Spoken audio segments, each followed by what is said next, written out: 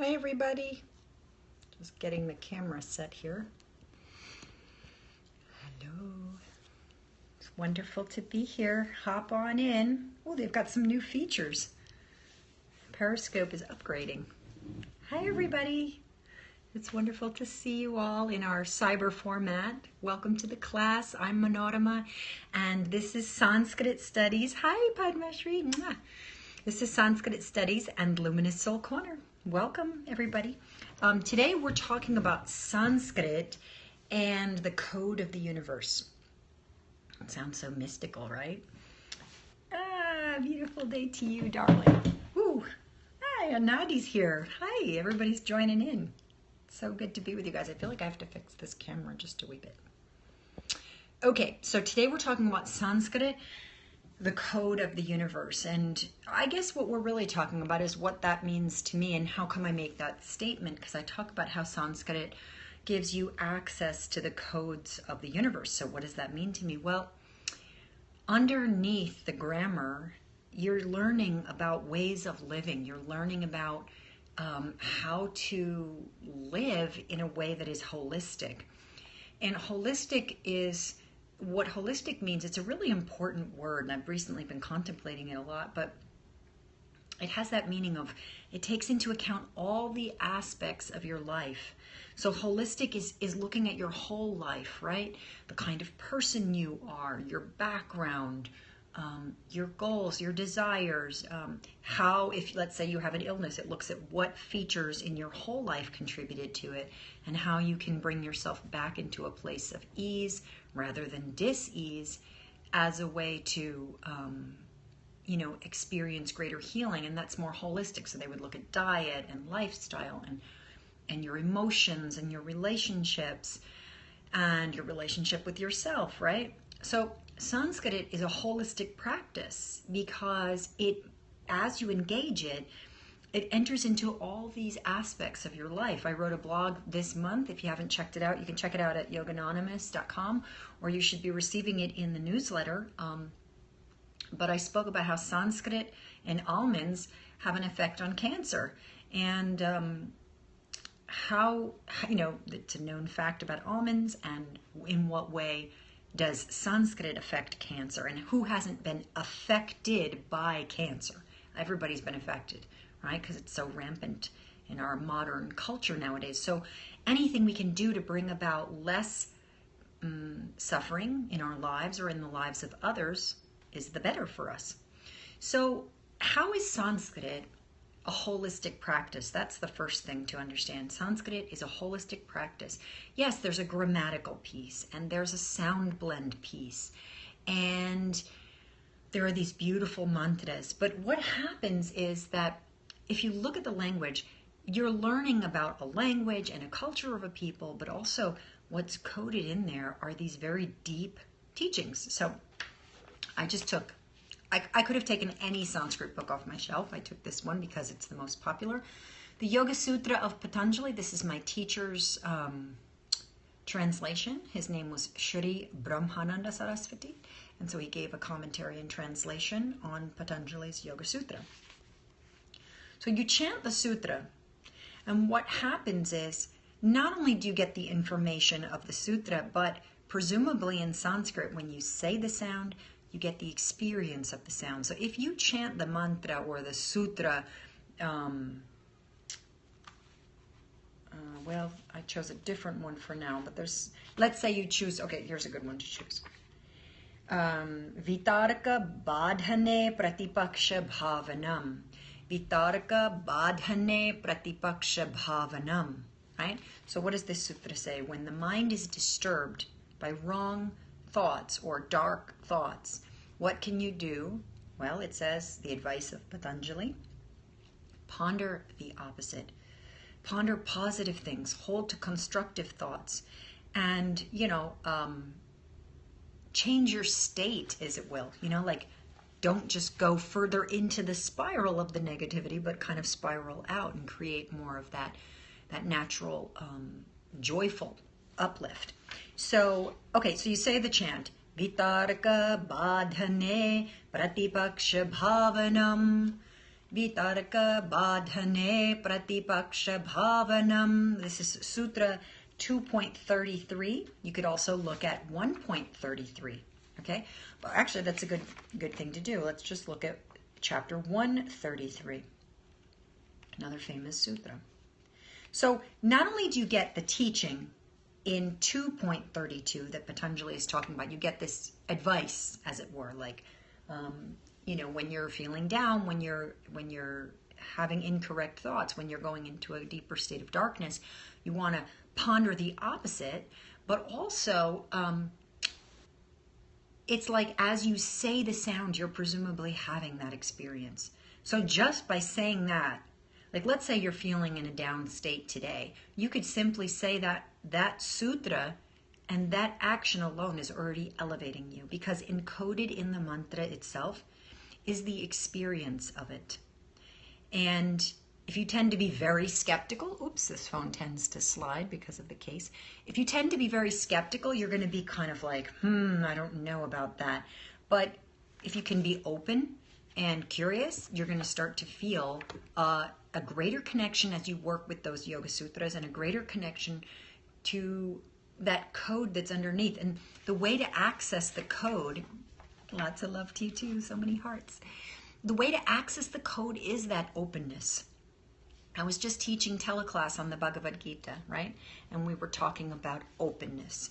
And we were talking about, I was saying how commitment is how devotion has commitment within it. You know, that devotion really takes, when you're devoted to something, you have a commitment, and it kind of takes the questioning around it off the table for you. It's not, like I was telling the students, when you want to make a habit of something, you have to take it beyond the level of thinking and questioning. That's what they say in the various books. So, for example, we all brush our teeth in the morning, and we don't go like, will I brush my teeth this morning? Will I use this toothbrush? We have a toothbrush in the thing with the paste next to it, and we brush our teeth. It's automatic. So we don't think about it, and we do it every day. It's a must. So these habit books have talked about, you have to get these habits that you want in place below the threshold of, do I want to go to the gym? Thanks for the hearts. Yeah. Do I want to go to the gym? And if you make it a question, not, a good percentage of the time, you're probably going to say, I don't want to go to the gym, right? You're going to be like, I don't really want to go to the gym. But if what you do, you put in place, you're like, I'm going to the gym. My shoes are by the door, my keys, my water bottle, whatever it is, you get it all ready to go. And then that's set up the day before. Those decisions are made. Then you just take the action. So that's more likely, as according to these texts, more likely to create the habit. Well, in yoga, we're looking at devotion, we're looking at renunciation, we're looking at good habits, right? And devotion is one of those things that a person decides, you know what, I'm going to take the question off the table, and I'm going to focus in on this, whatever this may be, and I'm going to commit to this. And in my commitment, I'm going to take the question around it off the table. And instead, I'm going to use all that energy, because, questioning is a certain kind of energy. We live in the modern world. There's lots of questions you get asked now. I get asked more questions in the last 5 years per day than in my whole life prior. It's unbelievable. But so much of modern life now is really figuring out question after question, answering questions, whether it be at your job or for your families. But this constant technological capacity, like here's a technological capacity. We're on a Periscope class. That's an awesome usage. Now I can reach you all over the world. A negative usage is more technology, right? So we've got to find that balance. But when it comes to concepts like devotion or commitment, a lot of people tend to feel like, commitment, I don't know. Like they associate commitment with trap. But I was telling students, and I'm going to be talking about this in the devotion module in both the Bhagavad Gita class and Luminous Soul Method, because those are coming up in the next few weeks. They'll be coming up either the Tuesday evening class or the Thursday class.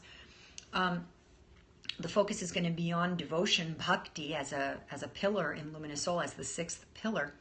And I was telling them, devotion is something that you hold to, and you just don't make it a question. And then what happens is you can fly in that area. Like Sanskrit and my relationship with my teacher, there was an area of complete devotion for me, and I flew in that area. I took the questioning off the table. Now, in some cases, you can't do that because you don't feel that level of safety and so on and so forth. You have to ask yourself those questions in advance. But then when you kind of have those answers, go for it. Make that commitment to whatever it is so that you can have that devotion and those questions. The energy that is solving questions around that starts to dissolve, and you can put all that energy onto the subject itself. It's incredibly, incredibly freeing. Now let's return back to this notion of the code. Well, Sanskrit talks about bhakti. It talks about jnana. Bhakti is devotion. Jnana is knowledge. It talks about so many different principles in yoga that you can build on. But when you say the sound, you have a feeling of the sound. Now let me show you another way that the code is playing out. And there's really a lot of ways, and we probably won't have time to go through them all today, certainly not. But, okay, so in chapter 2.33, we have this major sutra. Now if we go to 133, another major sutra. Where is it? Here it is. It says, Maitri Karuna Mudito Peksharnam Sukha Dukha Punya Punya Vishayarnam Bhavanatash Chitta Prasadanam. And this translates as, the mind becomes calm and tranquil by cultivating an attitude of friendliness and fellowship, known as Maitri, towards happy-going persons. So it means celebrate people that are doing well. Don't get involved in jealousy and envy. Get curious. Wow, what has made them happy? And that happiness is available for me. What has made them happy? I want to be inspired. I always tell people, don't get jealous. I mean, you can, and that's a normal human emotion, but try to work away from that. And rather than jealous, get inspired. Like, oh, how did that, if it's something that you're like, that's amazing, be amazed by that. Oh, beautiful, Josephine. Thank you. Love you too. But be amazed and go, wow, how did that happen? How can I reach for that highest in myself, right? So that's what the first part of that is saying. And then the second part is saying compassion. So develop karuna, compassion towards those who are suffering. So, sometimes when people suffer, I've noticed this, people can be very cruel, as if the suffering, they can be unduly cruel to people who suffer. Or I should say we all, right? We don't want to make anybody a they. So we all can be, without being conscious of it, we can be a little cruel towards people who suffer, because we might get afraid that we'll experience suffering if we perceive their suffering or if we sense it, right? So oftentimes when people sense your suffering, they will stop talking to you, they'll cut you off. I've noticed this, some students have expressed this to me, when they're in great suffering, sometimes people are like, can't handle it. And that could be due to a few things. One could be an overindulgence in one's suffering. People are like, enough is enough. Or it could be that they get afraid, and the way that they've developed to protect themselves from the fear is to just kind of cut it off, right? But the sutra is telling you that you want to develop compassion. So maybe this week, if this part of the sutra speaks to you, say, what is compassion? How do I develop that in my life? And without being swallowed, right? That's a study, because let's say, I'm sure doctors and nurses and healthcare practitioners have to develop this skill of being compassionate and having detachment at the same time in a healthy way. And then joy or mudita towards the virtuous, right? So those who are doing well, like actually allowing their wellness and their virtue to fill your soul and let it be kind of like inspiring to you again. And then to develop a sense of neutrality towards, and my teacher, I love the way he puts it, he says, towards those who appear to be doing wicked. Those who appear to be doing wicked. So, as somebody, excuse me, as somebody, when you perceive somebody that's doing something that's an action that has darkness, can you remain neutral? That doesn't, it's not an exhaustive topic, right? So if somebody's within reason, right? We're not talking about the Holocaust here. I mean, then we can't remain neutral, but I'm talking about like if somebody's being dark or they're struggling, can you be compassionate but not go into the swirl and be pulled into it? Remain neutral doesn't mean you don't give a hoot. It means you remain in witness consciousness with it and you hold to the wisdom that is being revealed. So you can see these two sutras are both at 133. How interesting is that, right? Two sutras in different chapters that are at the same numeric value, that are sharing very similar things, right? So the habit would be to be a little jealous of people that are super happy. But he says, do the opposite. Be happy for people who are happy. And we might want to revile people who are sad and downtrodden. But he says, actually, don't do that. Be compassionate, right? Well, and when people are doing really negative things, don't judge them and, and spend your pranic energy like loathing on them. Instead, you want to work to create more, perhaps distance in certain cases, but also just a sense of neutrality, of evenness, of paying attention. And these teachings are useful for everybody who's watching and anybody who watches the recording afterwards. I mean, we are adults, right? So we know that this is applicable. And if you go to then 233, which we just spoke about, when the mind is disturbed, contemplate its opposite. So look how that is. It's coded in 133. There's an incredible connection to 233. And there's so many instances of these kinds of connections just in the Yoga Sutra alone. What to say of the Bhagavad Gita, the meaning of the vibration that is coded on a non-intellectual level through the sounds of the Sanskrit language. It's such an incredible subject. And in many cases, it teaches you what you need to learn. So recently, I was working with a student and she was feeling very impatient and she was moving very fast in the grammar. And I said, well, what do you think Sanskrit is going to be teaching you today? Oh, I don't know. It's just so frustrating. And I said, well, maybe Sanskrit is teaching you how to work with your energy, not be frustrated, or to feel the frustration and then pay attention, breathe, and stay with it. That's an underlying code because you cannot go at Sanskrit like this. You have to go at it step by step. And good principles help you. We have those in the Sanskrit Studies method. We have these very clearly laid out principles that help you not get into that kind of like willpower alone thing, because willpower alone is never going to help you climb Mount Everest. You need skill, training, you need willpower, and you need a really good guide, right? Otherwise, you could tend to get lost and use up your resources. So your resources are your prana, your energy, your focus, okay? So encoded in the language is philosophy, feeling, a feeling that is experiential, a feeling that could be emotional, but more importantly, experiential. So let's say you say the word Krishna. Well, Krish means to draw in. Krishna means God. So God is that force that draws in. So when you say Krishna, you actually are said to have the experience of Krishna. When you say the sound, because of the way the tongue moves, it directs all the energy up to the crown of the head. So you say, Ara, Ara. So you have this Krishna, Krishna.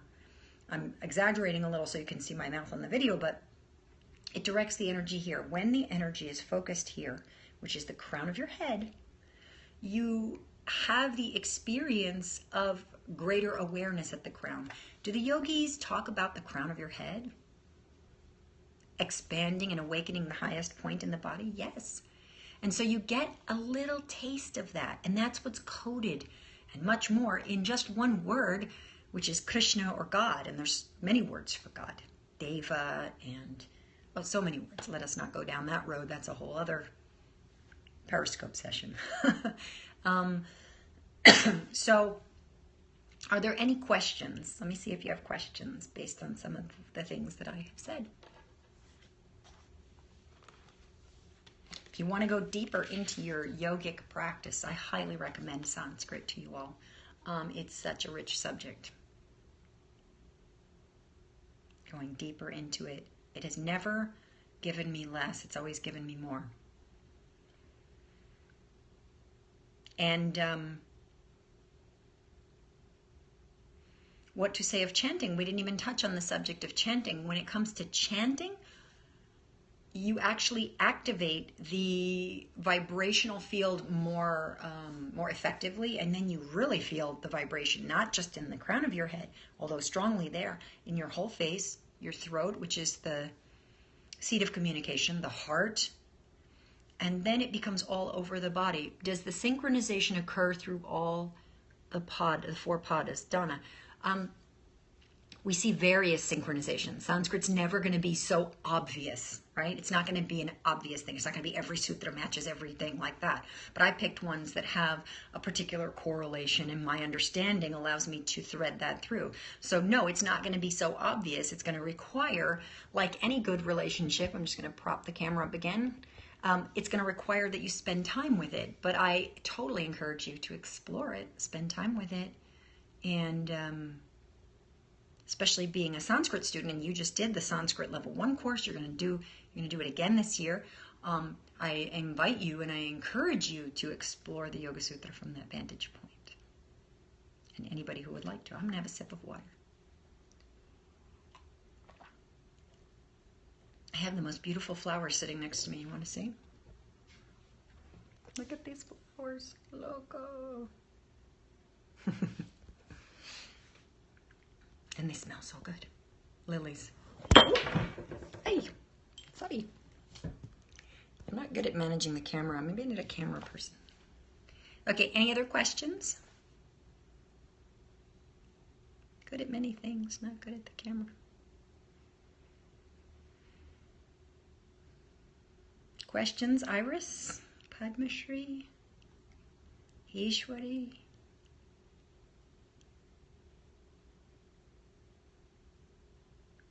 No questions? Okay, well, what we have on the boards, we have 2 events. Oh, I am and I will. Thank you. You're welcome, Donna. 2 things we have on the boards coming up. We have the Luminous Luscious Retreat that's happening in Miami for 4 days over the holiday weekend in October from 6th to the 9th. So we'll be there absorbed in the beautiful Coral Gables Prana Yoga Miami Center. Donna has an oasis there. I mean, it's so spacious. I've seen her. I've been working at her center for over 22 years. She's the second longest center that I've been at besides Jivamukti. And it's so amazing. It was so brilliant what you said about devotion and to not question the act of practice. Thank you. Oh, you're welcome, Josephine. It's nice that you're here with me and with all of us. Thank you for that. And it's always lovely to say, I always love to read notes that say, it was brilliant that you said. Just teasing. Not really. Okay. Just being playful with all of you. But anyway, so I'll be in Miami doing that. And if you'd like to join me, it's really going to be amazing. We're going to take 2 excursions. So we're going to spend a lot of time together as a group in this retreat. Obviously, we'll have the retreat sessions for meditation and Luminous Soul Method practice. And then we're going to have time at the beach together. We have a beach day, and we also have a day at this magical place called Fairchild Gardens. It is so magical. It's like ever since I left there, I almost dream about it. These trees are just, they talk to me. So we'll be speaking more about that. So I'll see some of you there. And if you're interested, go to the website, check it out. The other event that I have coming up, and I have a flyer for it, is the Sanskrit Level 1 teleclass series. And that is starting October 15th and 16th. It's the year-long training. It's 10 modules. If you'd like to join me, please go to the website, sanskritstudies.org, and check it out. This is running for a year, starting October 15th, ending September 10th in the following year. Okay, and there's a couple of months that we don't have. I think there's 1 month we don't have, or 2 months. I don't have the exact. The schedule is listed here, and it's also on the website. But if you have an interest in learning Sanskrit more deeply and going into the practice and developing a sense of confidence, I highly recommend this course to you. People constantly ask if they can study Sanskrit with me. This is your chance and your wonderful opportunity.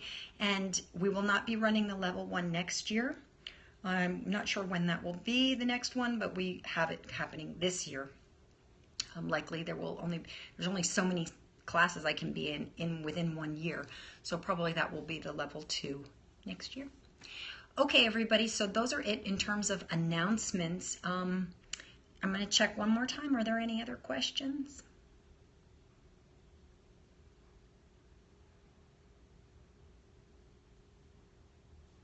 Have a sip of water. No questions. Okay.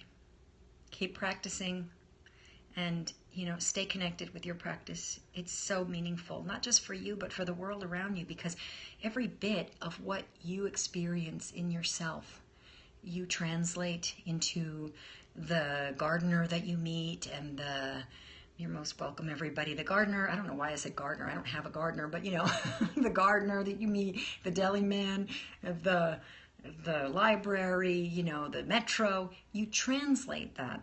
That level of grounding translates into every aspect, your families, your dance. It translates. People feel it because they will always feel the energy before the action. They'll always feel the energy and the prana and the purity of the heart. Okay, everybody. Remember, you are beautiful, you are powerful, and you are free. You are all luminous souls. Be blessed, everybody. Have a beautiful rest of your day. And I'll be back here next week. And I will, I had a little glitch, but I will do the class on the niyamas. I just have to figure out when I'm going to schedule that. So don't be worried about that. I send you all my love. Mwah. Be blessed, everybody. Have a beautiful rest of your day. Bye, everybody. Love you.